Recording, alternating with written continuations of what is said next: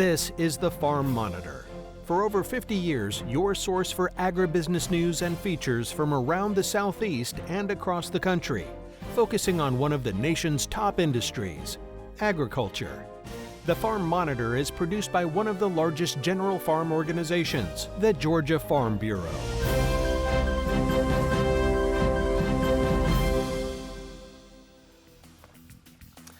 All right, come on in, make yourself at home. As you can see, no Jennifer this week, meaning you're stuck with me for the next 30 minutes. Nonetheless, we're going to have some fun, and we think you're going to like what you see. Straight ahead, a special event brings Georgia lawmakers and local farmers together for a meaningful meet and greet. The significance behind the meeting and why more are scheduled. Also on the program, how Georgia cotton farmers are coping with unprecedented rainfall this planting season. Plus, hop aboard the Farm Monitor corporate drone. Plane's too expensive, so the drone's going to have to do. Anyway, fly with us to Washington, Georgia, a place where history meets craftsmanship and how one man's passion for blacksmithing is bringing a forgotten art back to life. These stories and so much more right now on the Farm Monitor. One of Georgia Farm Bureau's main goals is to advocate for farmers and ranchers in the legislative arena. To further this mission, they're hosting 10 County Voices Capital Choices events across the state. Damon Jones now on how these events benefit both farmers and legislators. It was a who's who in attendance for the second stop of the GFB County Voices Capital Choices Tour, as members from both the State House and Senate, along with Georgia Governor Brian Kemp, are on hand at Moon Farms for a meet and greet with local farmers. It's an event that provides an informal opportunity for producers like GFB President Tom McCall and his wife Jane to connect with legislators away from the hustle and bustle of the state capitol. When you get to their local areas on a personal local basis, then that means a whole lot more than 600, 700 people coming to the Capitol and all trying to get in there and talk. So when you can get one-on-one like they did with the governor and Miss Marty, I mean, that was great. It was beneficial for the state lawmakers as well, offering them a platform to highlight some of the good work they are doing at the state capitol in support of rural Georgia. You know, we get stuck in Atlanta a lot of times. We want people in rural Georgia. We want our farmers, our agribusiness people to know that we're up there fighting for them. It's a big part of our economy. There's a lot of really good things happening in rural Georgia. A lot of really tough issues we're dealing with too, with commodity prices, energy prices, but we're trying to do things at the Gold Dome to help people fight through that. All that work is not going unnoticed by producers around the state, as they are using this event to show their appreciation for all the support. You know, agriculture is the number one industry in this state, and I think they recognize that and they embrace that, and that's what's important to me is not only they recognize that, but they want to see it thrive and get better. So it's definitely it's awesome to see the support that we get. With Georgia being one of the largest and most agriculturally diverse states in the country, making it a priority for Governor Kemp benefits not just rural areas. As a Farm Bureau member, as a timber farmer myself, and somebody that's been in some ag-related businesses, I understand what that brings not just to the rural economy, but to our whole state's economy. When you think about broiler production, cattle, a lot of the specialty crops that we have, fruits, vegetables, you could go on and on. Fiber, it's just very, very important industry for us. It helps insulate our economy in a lot of ways. Despite it being the largest industry in Georgia, it is not well represented in the state legislation, which is why connecting farmers with those in power is one of the most important missions of the Georgia Farm Bureau. There's only 5 farmers left in the legislature right now, both House and Senate, only 5. So for farmers to be able to tell their elected people what we do, what we need, the help that they need to give us, and what we need to do for them to educate them. It's what this whole thing is, and that's why it is important for farmers and our members to do what the purpose of Farm Bureau is, which is to represent agriculture, farmers, and rural Georgia in the legislative arena. Reporting from Colbert, I'm Damon Jones for the Farm Monitor. Well, you hear that? Yeah, that's those cotton planters hard at work. However, as John Holcomb tells us, hasn't been a great start as Mother Nature has thrown producers a bit of a curveball. This time of year, typically you can find cotton producers in their fields wrapping up the planting of their crop. However, this year things have looked a little different, as unprecedented rainfall has delayed producers from getting their 2024 crop in the ground. We've kind of had wet Mays the last 2 years, which is a little abnormal for us. We're used to May being one of our drier months, and not being able to do a lot of dry land planting and stuff like that, but we've had these fronts come through consistently that are keeping us out of the field. And so we're at the RDC Pivot today. A lot of people know where that is here in Tifton, but we were able to get in here the first week of May and plant this, but if we had not done that, then we probably wouldn't have been able to plant it, until now. As Hand stated, since that first week of May, producers have not been able to get into their fields to finish planting, as the amount of rain they've gotten is unlike anything they've seen, which, according to producer Brian Ponder, just creates more challenges to deal with throughout the season. Typically in our area, after about the 25th of May, our yields start to decline. And so we would like to be through around the 20th to the 25th. But in years past, at that point, that's when we see a decline in yields. Now, it's not every year, because every year is different. And we know the Lord can work things out, and we may wind up making the best crop we've ever made. But typically, planting as late as we are, we're kind of challenged to get the yields that we need. According to Hand, however, he believes the state as a whole is in a decent spot, and says regardless of whether or not the crop is planted on time, a good crop is still possible. We're about where we need to be. But, with that being said, we do have an insurance deadline coming up next week's first week of June, and so a lot of folks are worried about getting a crop in. The one thing I'll say is we can still make really good cotton that's planted in June. We can get it off to a good start, but we just got to be a little more careful with making sure we don't delay that crop any and finding any issues associated with that crop and fixing those. For Ponder and others alike, however, the real concern is with the financial issues producers are facing, as he says inputs and other costs have increased, but the price of cotton isn't much more today than it was 4 decades ago, which makes it difficult to just break even. Today, we can sell cotton for 76 cents a pound. 40 years ago, we were probably 73. We're basically selling the crop for the same price as we did 4 decades ago. In that time, when I started growing cotton, I was paying $25 a bag for cottonseed. Now I'm paying $650. A cotton picker that I started out with, we bought a used cotton picker in 1987. I paid $25,000 for it, and now a new picker today is $1 million. So that's the challenges that we're facing. Reporting in Tifton for the Farm Monitor, I'm John Holcomb. After the break, in the heart of historic Washington, Georgia, the ancient craft of blacksmithing is alive and thriving. Join us as we step into a world where metal meets art and where every clang of the hammer echoes centuries of tradition.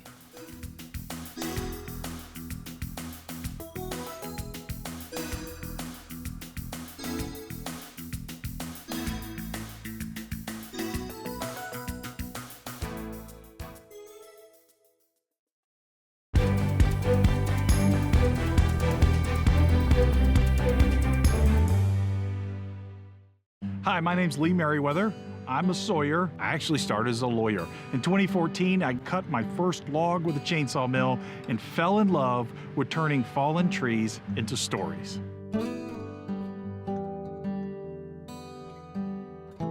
One of my favorite stories involves a gentleman who had to bring down this post oak, and he didn't want to bring it down because it had so many stories with his children around this tree growing up. Well, when it finally came time to take it down, instead of having it hauled off to the landfill, he brought it to me, we milled it up, kiln dried it, and now is being turned into tables so all his children can have it in their homes and tell stories to their children about this tree.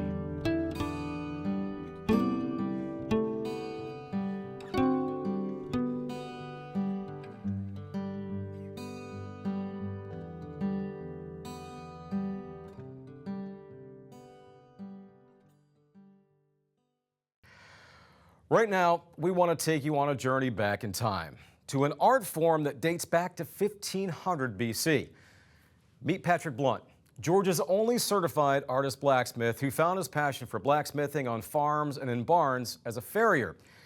His journey led him to an extraordinary discovery, a building in Washington, Georgia with a rich history as a blacksmith shop.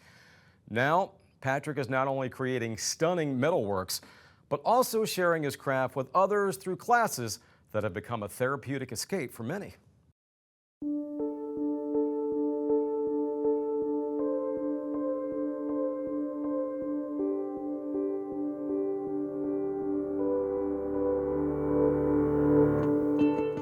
In the heart of historic Washington, Georgia, lies a treasure trove of history and art.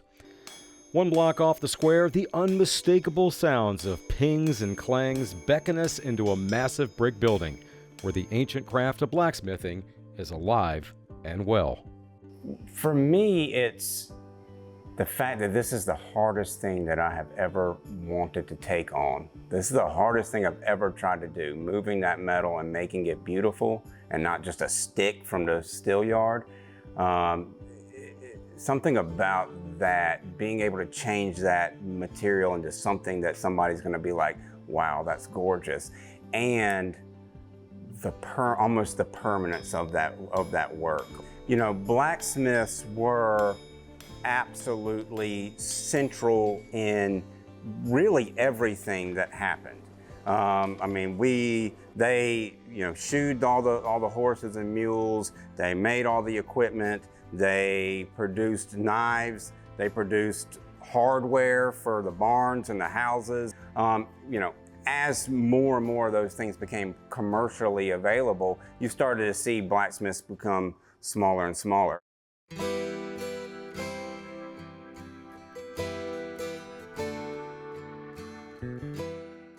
Patrick's love affair with metal began here at Casey & Son Horseshoeing School in Lafayette. But the call of the forge was strong. His early days were a blend of necessity and creativity, laying the groundwork for his future as an artist blacksmith. In 2021, while searching for the perfect place to set up his shop, Patrick stumbled upon a diamond in the rough. This very building, once condemned and on the brink of collapse, was originally a blacksmith shop in 1892. But Patrick and his wife Lee saw beyond the decay, envisioning its revival. We walked down Court Street and came around the corner and we saw this building, and I pointed at it and I said, that's it, that's our building. That's the one I want right there. What was it, character? God, man, I don't know. Something, the character of I don't know. I have no idea. It was so weird. When I saw it, I was like, something inside of me was like, I know that place. I need to be in there. And so I wanted some history on it, and lo and behold, when I talked to a local historian here in town named Mr. Skeet Willingham, he knows like everything about everything. He gave me some history on it, and this was a blacksmith shop from like the 1880s. And the brick building may not have existed in the 1880s, but this site was being developed at that time. So there had been a blacksmith shop here from like the 1880s up to like World War I. So we don't really know a year when they went out of business, but probably sometime in the 19-teens.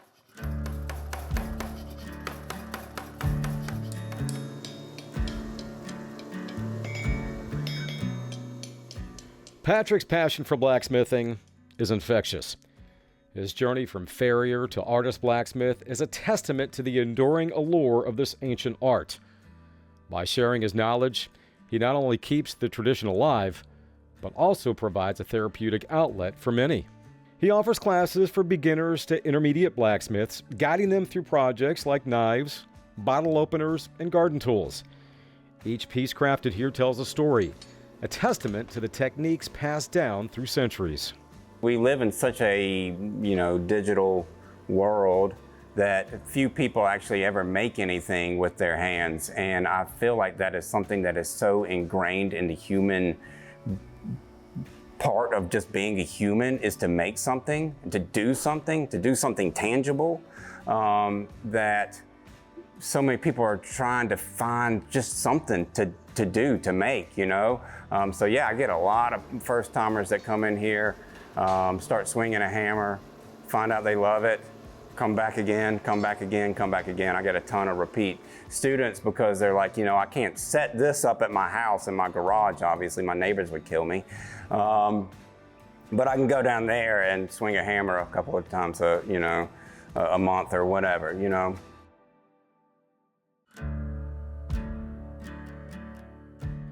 From the sparks of the forge to the clang of hammer on anvil, Patrick Blunt is forging more than just metal. He's forging a legacy, igniting a passion for blacksmithing that Patrick hopes will burn bright for generations to come. Beauty was such a part of our lives back, you know, in the 20s and 30s. Look at anything that was made back then.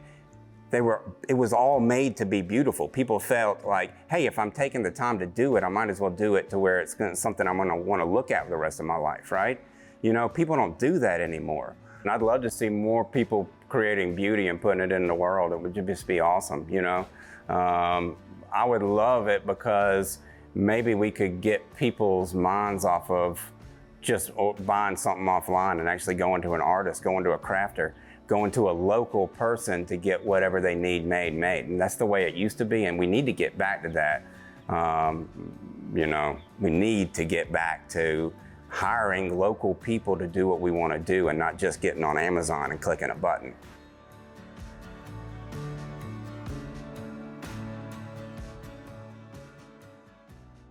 The man is gifted, let me tell you. And if you'd like to see some of Patrick's products or inquire about one of his classes, you can do so at the address there on your screen.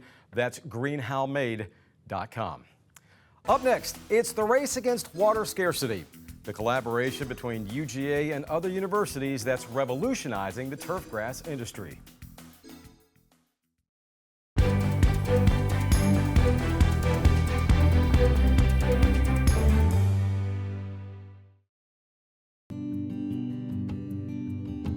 My name is Wally Yokoyama. I'm with the Western Regional Research Center in Albany, California. I work in a unit called Healthy Processed Foods.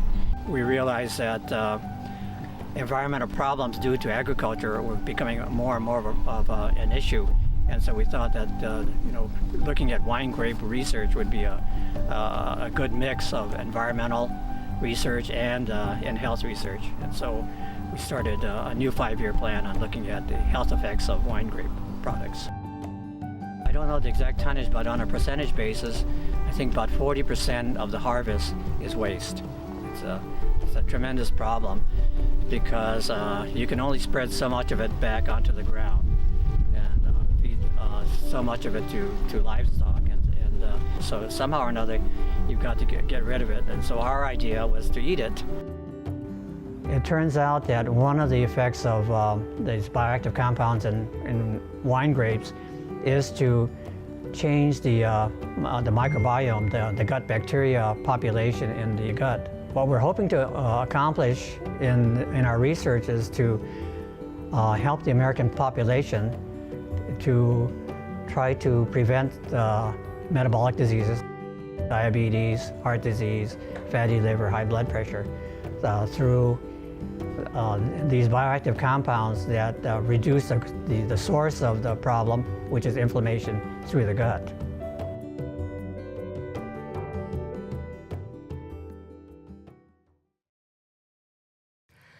Finally this week, when it comes to fall and that not so friendly game between the hedges, yeah, UGA might get a little salty towards its fellow SEC schools, but this particular collaboration is actually a good thing.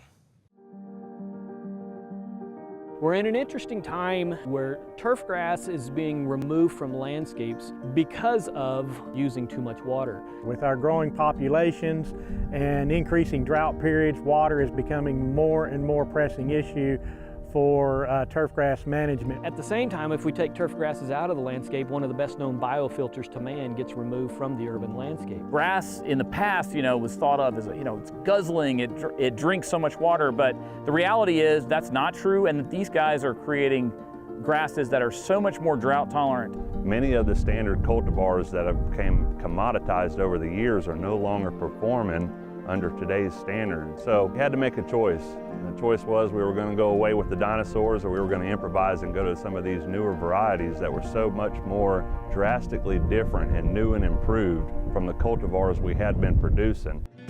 The Warm Season SCRI program is a collaborative project between several universities: Texas A&M University, Oklahoma State University, the University of Florida, University of Georgia, North Carolina State University, and the University of California, Riverside.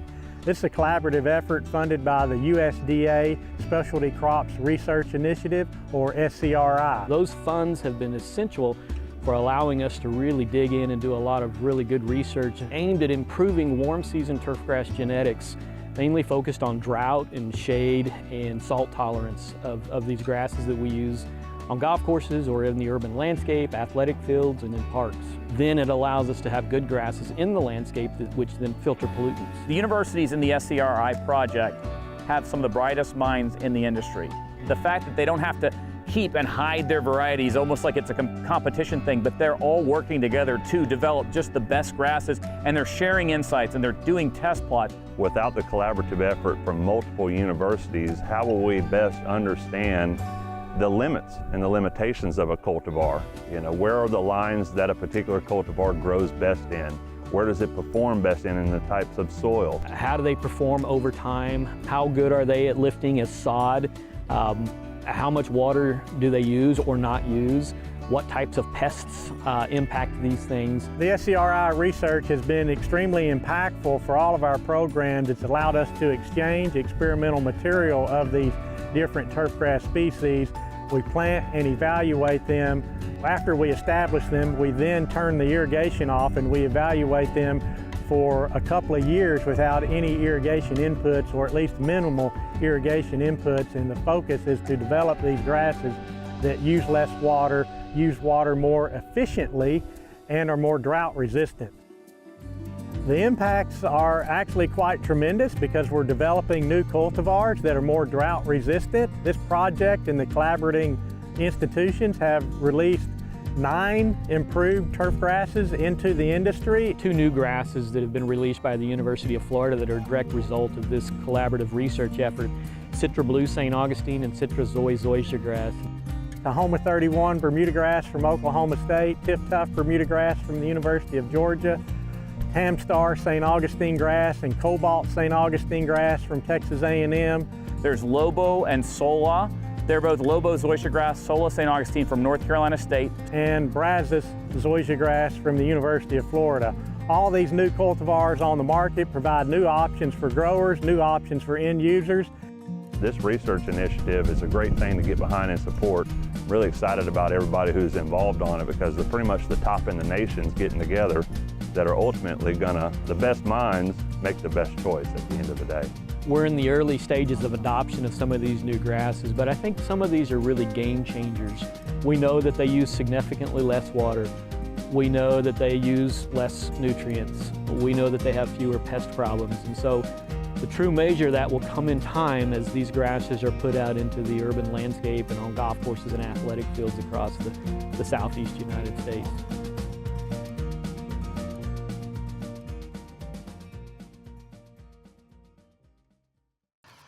Well, before we send you on your way, a friendly reminder that for all the latest ag news regarding food, recipes, and what's happening on Georgia farms, be sure you check out all of our social media platforms, including farm-monitor.com. For everyone here at the show, I'm Ray DeLesio saying take care, stay safe, and we'll see you next time right here on the Farm Monitor. Have a great week, everybody.